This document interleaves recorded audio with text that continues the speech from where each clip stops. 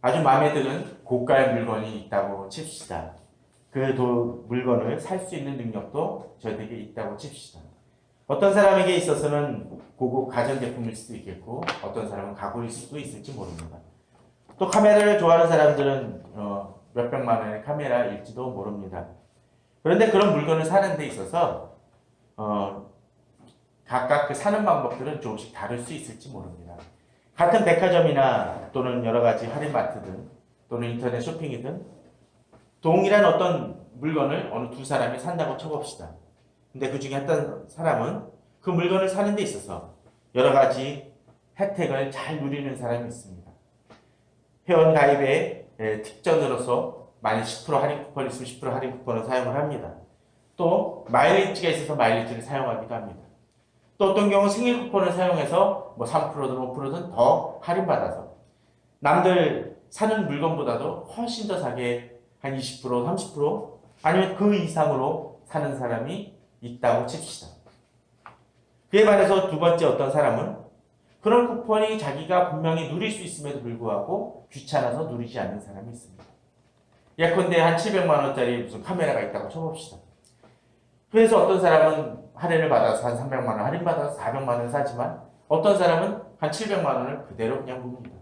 심지어는 택배로 붙여줄 수 있는 무료 쿠폰이 있음에도 불구하고 사용하지 않음을 통해서 3,500원 더 추가해서 사는 사람이 있다고 칩시다. 자, 그러면 이 둘 중에 어느 사람이 그 물건을 소유하게 됩니까? 둘 다입니다. 단지 실제로 더 좋게 살 수 있는 여건을 무시한 사람이 있는 반면에 그렇지 않은 사람이 있을 뿐입니다. 이런 경우는 그냥 몇 배 그냥 개인적으로 손해보고 그냥 그런가 보다라고 여길지 모릅니다. 그런 만일 어떤 사람에게 있어서 뭐 한 100억 되는 커다란 집을 살 수 있는 기회를 그 두 사람에게 주었다고 쳐봅시다. 근데 그 돈은 예정된 시간이 있습니다. 그리고 그 예정된 시간 동안에 값을 치르고 사야 됩니다. 아파트 마치 중도금처럼 계약금을 지불을 합니다. 그리고 중도금을 1차, 2차, 3차에 내고 마지막에 원금을 이제 다 그 남은 잔금을 치르는 그 과정이 있다고 칩시다. 그런데 그 자기가 돈이 있어서가 아니라 어떤 분이 그것을 지원해 준다고 해서 돈을 딱 해주고 만약 집 살 목적으로만 되어져서 아니면은 내가 이 돈을 지불하지 못한다라고 한 그런 과정이 있다고 쳐봅시다. 그런데 첫 번째 사람은 그것을 정말로 때에 맞춰서 잘 내어줘서 자기 것으로 만듭니다. 두 번째 사람은 귀찮아서 결국 그것을 놓친다라면 이 둘 중에 누가 집을 사겠습니까? 첫 번째 사람만일 것입니다. 그리고 그에게 주어졌던 약 100억에 해당되는 돈도 두 번째 사람은 갖지 못할 것입니다. 왜냐하면 집을 사기 위해서만 제공된 돈이기 때문에. 두 번째 사람이 그에 대해서 아무리 원망을 한다 할지라도 그 원망은 자신이 게으르고 자신이 태만해서 벌어진 일이지 누구에게도 탓할 것이 아닐 것입니다. 저도 최근에 차가 문제가 생긴 중고차를 사면서 정말로 여러 가지 일들이 참 많았던 것 같습니다. 그런데 잘 살펴보게 되면 그 과정들 하나하나가 그 차를 못 사게 되는 결정적인 요인은 하나도 없었습니다. 단지 일을 해 나가면서 좀 귀찮고 번거로운 일입니다. 심지어는 그 과정 속에서 하나님께서 은혜를 베푸셔서 더 좋은 조건으로 어려운 과정을 거침을 통해서 더 좋게 일을 풀어주시는 경험도 했습니다.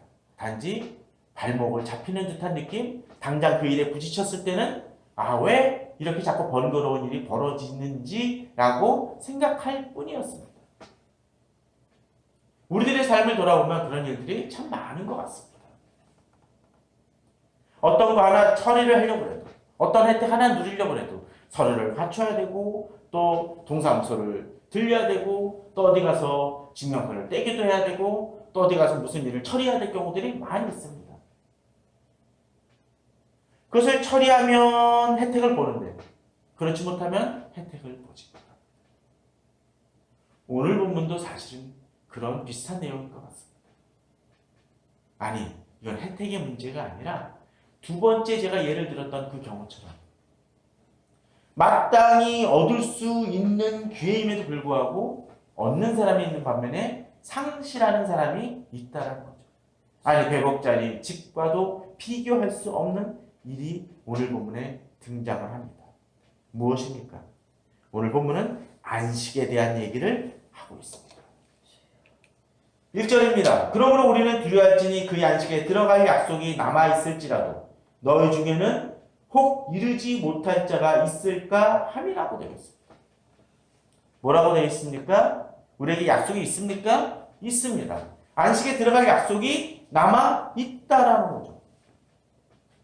그러면 굳이 히브리서 기자가 이것을 이야기할 이유가 있습니까? 그냥 끝까지 가면 그냥 안식을 누리게 되는데 본문은 경고하고 있습니다. 너희 중에는 혹 이르지 못할 자가 있을까 합니다. 여기서 본문을 잘 보시기 바랍니다. 여기서 얘기할 때 지금 히브리서 기자는 그 편지를 받는 사람들 바깥에 있는 어떤 이단이라든가 또는 아직 주님을 알지 못하는 사람들이라든가 그런 사람들이 이르지 못할 것을 염려하는 것이 아닙니다. 누구에 대한 염려입니까? 바로 믿는다고 생각하는 이들 중에서 이르지 못할 자가 있을지도 모른다라는 것을 경고하는 것입니다. 우리는 계속적으로 이 히브리서를 통해서 이스라엘 백성들이 광야를 거치는 과정들을 이야기했습니다. 그들은 모두 어떠했습니까? 출애굽을 경험한 이들입니다. 그런데 그들이 다 가나안 땅에 들어갔습니까? 못 들어간 일도 있었습니다. 출애굽을 경험을 했으니까 당연히 하나님의 백성이라고 생각을 할 수 있었음에도 불구하고 못 들어갔습니다. 하나님이 불어 막으셨습니까? 그들이 범죄했기 때문이었습니다. 오늘 본문 속에서도 그렇게 얘기합니다. 그들과 같이 우리도 복음 전함을 받은 자이나 이유가 있습니다. 그들이 못 들어가는 이유가요. 무엇입니까? 그 말씀이 그들에게 유익하지 못한 것은 듣는 자가 믿음과 결부시키지 아니합니다. 제가 너무나 자주 쓰고 반복하는 것이지만 중요한 얘기는 반복되어야 됩니다. 무슨 얘기냐면 제가 가끔 그런 얘기를 합니다. 건강한 교회를 다닌다고 해서 또 교회가 많은 사역을 한다고 해서 내가 그 일을 행하는 것은 아닐 수 있다는 얘기를 했었고 또 건강한 교회에서 신앙생활을 한다고 해서 그 건강한 교회에서 믿고 있는 많은 성도들이 믿고 있는 그 신앙이 내 것은 아닐 수도 있다는 것입니다. 오늘 본문은 바로 그것을 얘기합니다. 우리도 복음 전함을 받은 자이나 들으나 그 말씀이 그들에게 유익하지 못하다는 것입니다. 그들 공동체에 있습니다. 히브리서 편지를 받는 이들입니다.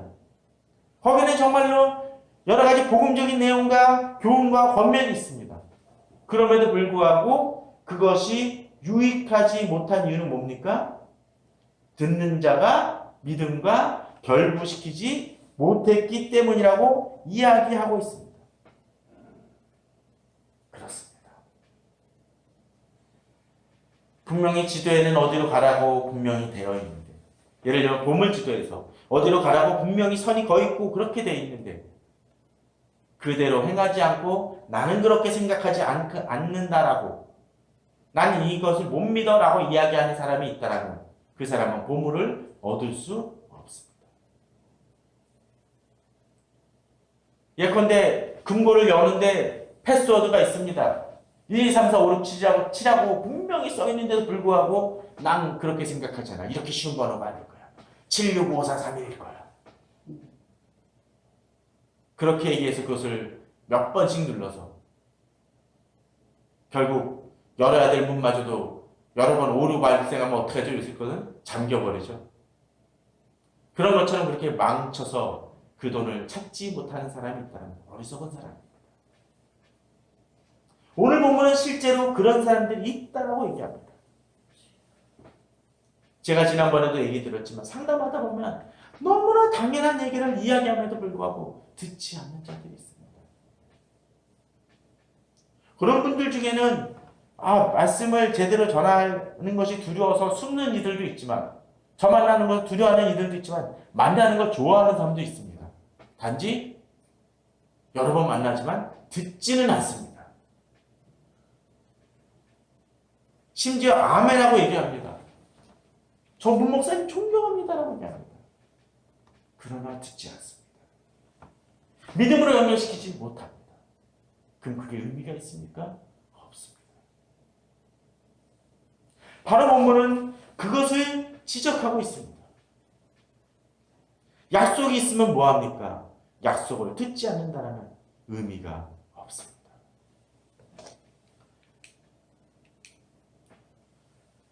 본문은 그렇게 얘기하죠. 이미 믿는 우리들은 저 안식에 들어가는도다. 그가 말씀하신 바와 같으니 내가 노아에 맹세한 바와 같이 그들이 내 안식에 들어오지 못하리라 하였으나 믿는 이가 있지만 또 믿지 못하는 이들도 있습니다. 4절에서 10절은 계속적으로 그 안식에 대한 얘기를 반복하여 이야기하고 있습니다. 어떻게 보면은 사람들은 헷갈려하는 것 같습니다. 이런 본문을 읽을 때마다 안식에 들어갈 수 있다는 얘기야, 못 들어간다는 얘기야. 아니, 안식에 들어갈 수 있습니다. 그런데 그렇게 안식에 들어갈 수 있다라고 얘기를 했음에도 불구하고 들어가지 못한 이스라엘 백성들이 있었습니다. 그 얘기를 지금 하는 이유가 무엇입니까? 너희들은 그렇게 행하지 말라는 것입니다. 안식은 있었다라는 것이죠.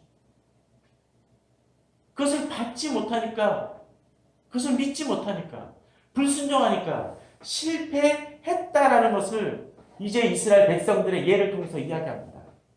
그리고 어떻게 해야 됩니까? 그것을 다시 상기해서 우리는 그 실수를 범하지 말아야 한다는 것입니다. 우리는 얼마 전에 8.15 광복절을 보냈습니다. 그 광복절을 곰곰이 생각해 보십시오. 일본의 반응과 우리나라의 반응은 참 많이 달랐습니다. 아니, 우리나라 사람들 중에도 그 반응은 많이 달랐습니다. 그것이 누가 옳고 그름을 제가 얘기하려는 것은 아닙니다. 단지 우리가 역사를 통해서 교훈을 얻어야 됩니다. 그러지 않으면 다시 실패할 수 있습니다.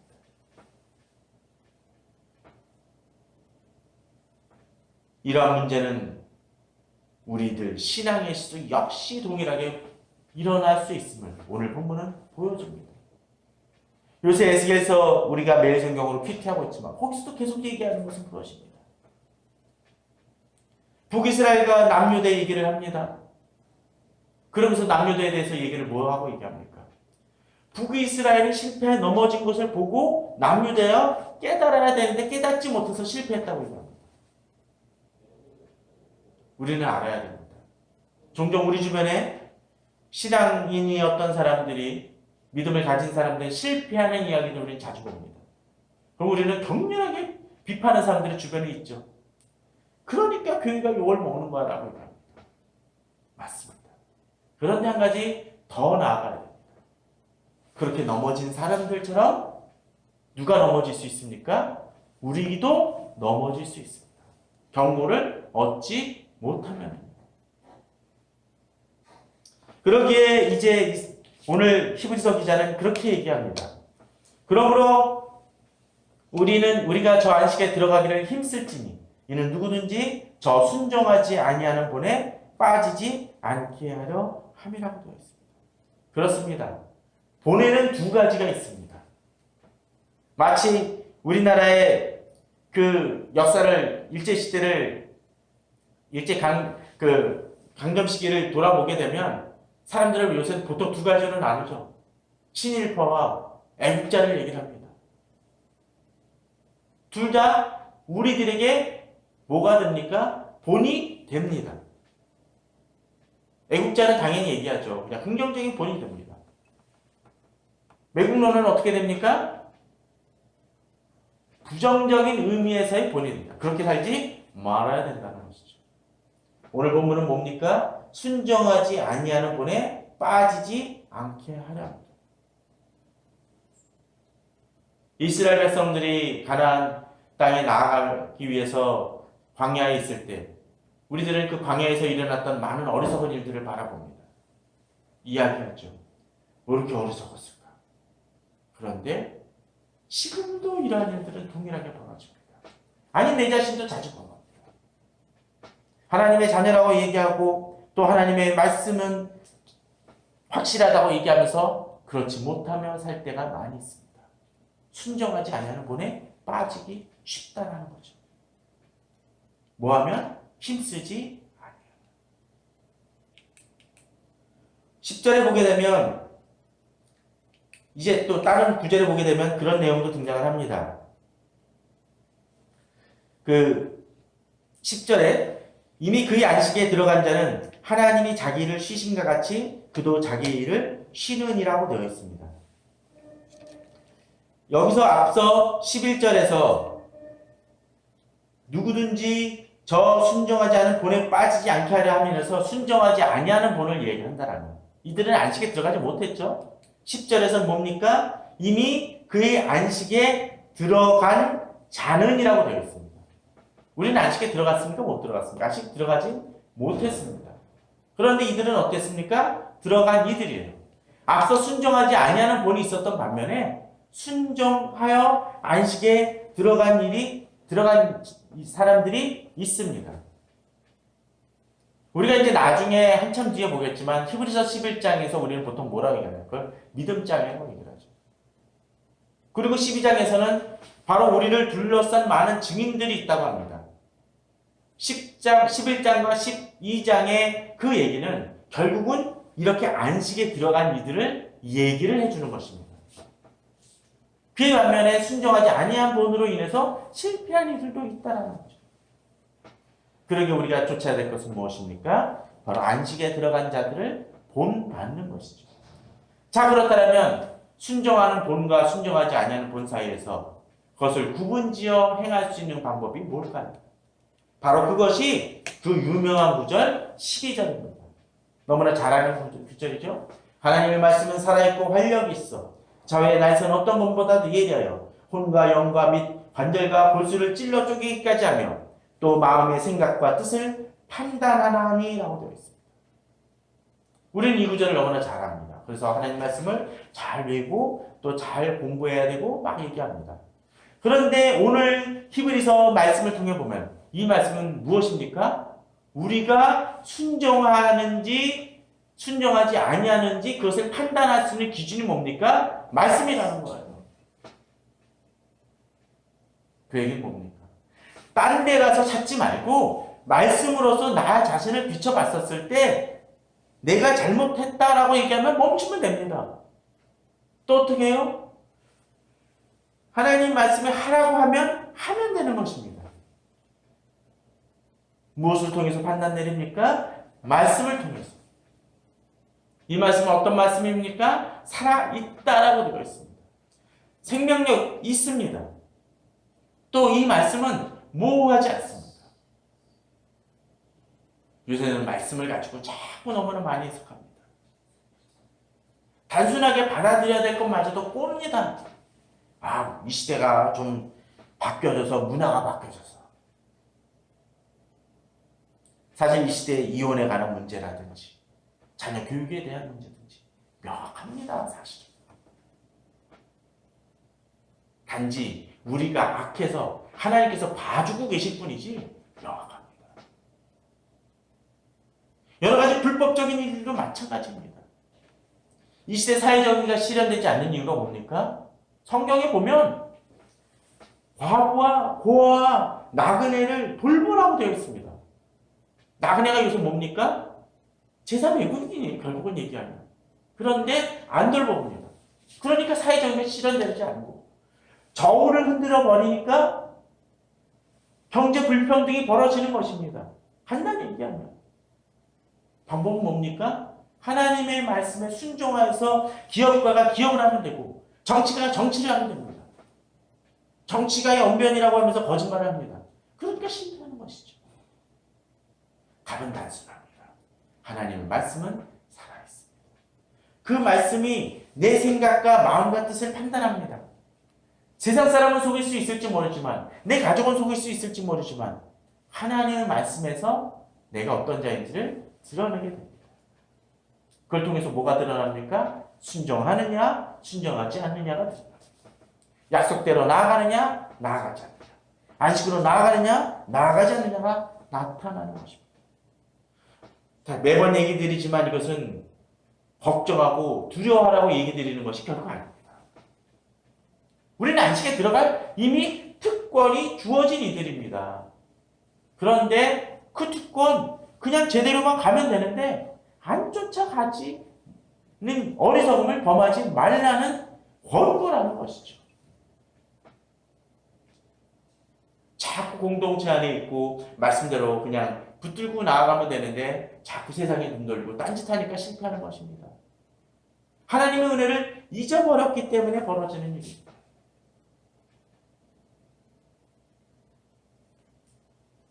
얼마 전에 무슨 택배를 붙일 것이 있었는데 택배를 붙였습니다. 근데 용량이 초과됐었나 봐요. 그랬더니 이게 좀 처음에 몰랐는데 일부러 그런 게 아니라 몰라서 이제 규정대로 했는데 그 규정을 잘못했습니다. 그랬더니 그쪽에서 잘못하면 환송될 수 있다고, 반송될 수 있다고 얘기를 합니다.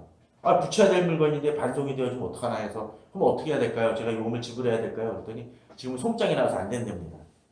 그러면서 하는 말씀이 있습니다. 거기 어느 여자분이 그걸 송장을 관리하고 가신 분인데 그럼 어떻게 해야 될까요? 했더니 답변이 뭔지 압니까? 기도하는 수밖에 없죠. 그분의 의도가 뭐였을까요? 그분은 어쩌면 믿는 사람이 아니었을지도 모릅니다. 또 제가 목사라는 것을 알고 얘기한 것도 아니었을 것입니다. 그냥 그 말씀을, 그 이야기를 들으면서 저는 그런 생각을 좀 가졌습니다. 그래, 하나님이 제게 주시는 메시지인가 보다. 택배만이 아니라 내 삶에 있어서 더 기도하라는 메시지인가 보다. 맞는 것 같습니다. 기도해야 됩니다. 어쩌면 우리들의 삶 속에 있어서 여러 가지로 지난번 중고차 하면서 여러 가지 그냥 해야 될 일들이 반복이 되어지고 한 번에 풀리지 않는 것을 보면서 하나하나 그 과정 속에서 그런 생각을 해봤습니다. 하나님이 요 작은 문제 놓고도 기도하라는 얘기인가 보다. 너무나 뻥 뚫리면 우리는 그렇습니다. 야, 이거 그냥 잘 나가니까 기도 안 합니다. 그러나 일이 생기면 브레이크 걸고 기도합니다. 가끔 그런 분들이 있습니다. 기복신앙을 따지고 막 얘기하시는 분들이 있습니다. 그런데 그분들도 주변 사람이 가족이 아프면 기도해달라고 얘기합니다. 그분들의 원칙에 의하면 단순하죠. 죽는 것도 하나님의 뜻이고 사는 것도 하나님의 뜻이니 라고 이야기할 겁니다. 그런데 가족이 아픈데 그게 됩니까? 살려달라고 하죠. 그게 사랑입니다. 당장 카드가 펑크 날 것 같은데 이거 경제 원리하면 내가 망하는 게 도리지 라고 얘기하는 게 방법입니까? 하나님께 매어 날리게 되죠. 그런 여러 가지 문제를 통해서 우리는 하나님께 더욱더 기도로 나아갑니다. 저는 우리 성도님들이 그러길 바랍니다. 힘드십니까? 기도하십시오. 또 말씀을 붙들고 자기 자신을 돌아보십시오. 분명 말씀대로 행했는데 안 될 때가 있을지 모릅니다. 안 풀리는 것 같이 될지도 모릅니다. 그러나 하나님은 그것마저도 사용하셔서 하나님의 일을 이루실 것입니다. 저는 우리 성도님들이 그런 믿음으로 나아가시길 바랍니다. 그럴 때 놀라운 일들은 벌어집니다. 그럴 때 놀라운 역사는 일어납니다. 우리는 모두 다 안식에 들어갈 약속을 가진 일입니다. 하나님은 우리들에게 지금 어쩌면 100억, 아니 그 이상의 돈을 맡기신 것과 같습니다. 우리가 해야 될 건 뭡니까? 그것을 제대로 중도금 치르고 나아가면 됩니다. 근데 그것마저도 안 하고 안 한다라면 방법은 없죠. 은혜지만 그 은혜대로 나아가는 그것은 그 은혜를 받고자 하는 노력은 누가? 내가 해야 된다는 것입니다. 행위 믿음을 이야기하는 것이 아닙니다. 진정한 약속을, 그 은혜를 받을 노력은 우리가 해야 합니다. 그리고 그럴 때 하나님은 놀라운 은혜를 부어주실 것입니다. 뒤에 14절부터 16절까지는 있는데 그건 다음 주에 보도록 하겠습니다. 이 부분을 다루는 것은 너무 좀 양이 더 많아질 것 같습니다. 우리에게 주어진 그 안식의 약속을 붙들고 믿음으로 나아가십시오. 이 나라도 정말로 하나님께서 처음에 복음이 들어오게 하셨을 때 그런 놀라운 일들을 많이 이루셨습니다. 그런데 이제는 배부른 것 같습니다. 배부르다 보니까 하나님보다는 돈을 더 바라는 것 같습니다. 예전에 어느 교부의 이야기처럼 베드로는 은과 금은 내게 없거니와 라고 얘기했지만 교회가 이제는 은과 금이 있고 예수 그리스도는 없다는 얘기를 했던 거죠. 이 시대의 모습이 그런 것 같습니다. 진정으로 붙들어야 될 것을 붙들어야 됩니다. 의지해야 될 것을 의지해야 됩니다. 바라봐야 될 것을 바라봐야 됩니다. 그러한 믿음으로 이번 주도 승리하시는 우리 성도님들 되시기를 주님의 이름으로 축원합니다. 다 같이 기도하시겠습니다.